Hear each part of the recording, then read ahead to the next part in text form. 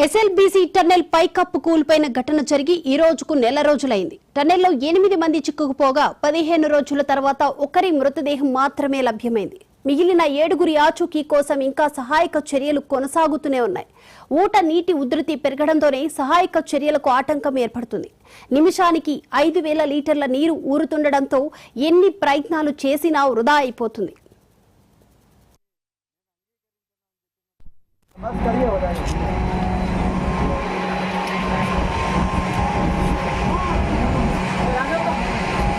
और ले लो, उधर ले लो, थोड़ा साइड होइए आप लोग डायरेक्शन।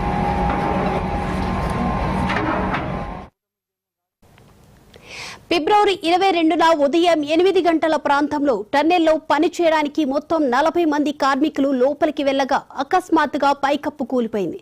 ఈ సమయంలో బయటకు పరుగులు తీసిన 32 మంది ప్రాణాలతో బయటపడగా 8 మంది సిబ్బంది మాత్రం లోపలే చిక్కుకుపోయారు. దీంతో వెంటనే రంగంలోకి దిగిన రెస్క్యూ సిబ్బంది సహాయక చర్యలను ముమ్మరం చేశారు. Army, NDRF, rat holes miners, Singareni, హైడ్రాతో పాటు దేశంలోని అత్యుత్తమ కేంద్ర, రాష్ట్ర ఏజెన్సీలు సహాయక చర్యల్లో పాల్గొన్నా కూడా ఫలితం మాత్రం శూన్యమైంది.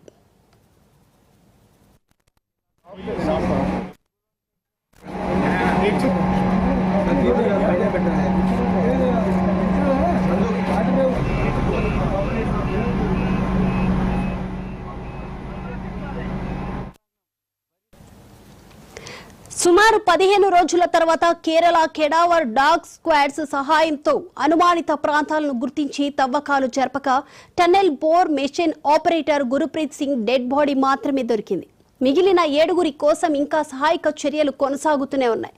ఈ టన్నెల్ ప్రమాదం దేశంలోనే చాలా అరుదైనదని కూడా నిపుణులు అంటున్నారు. టన్నెల్ మొత్తం పొడవు 14 కిలోమీటర్లు ఉంటే 13.85 కిలోమీటర్ల దగ్గర పైకప్పు కూలిపోయింది. దీంతో మట్టి రాళ్లు, సిమెంట్ దిమ్మెలు, నీరు, బురద, టీబీఎం శిథిలాలు 11వ కిలోమీటర్ నుంచి 13.85 కిలోమీటర్ల వరకు ఎక్కడికక్కడ పేరుకుపోయాయి. నిమిషానికి దాదాపు 5000 లీటర్ల నీరు ఊరుతుండడంతో మట్టి గట్టిగా మారుతుంది. దీనికి తోడు సహాయక చర్యలు జరుగుతున్న టన్నెల్ పైకప్పు బలహీనంగా ఉండడంతో జాగ్రత్తగా పనులు కొనసాగిస్తున్నారు.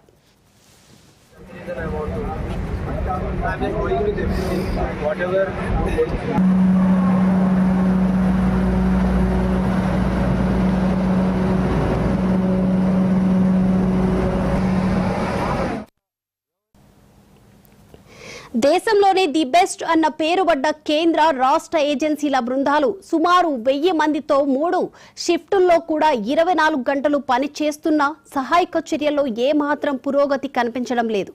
ప్రస్తుతం టీబీఎం యంత్రాన్ని కట్ చేసి మిగిలిన 7 మంది ఆచూకీ కోసం తవ్వకాలు జరుపుతున్నారు.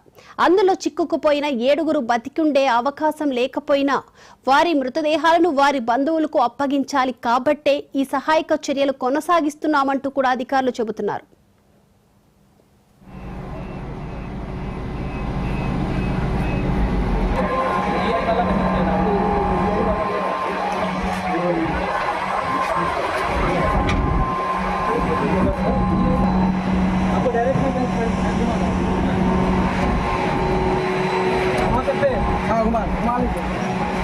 हल्का सा बस करिए हो जाएगा।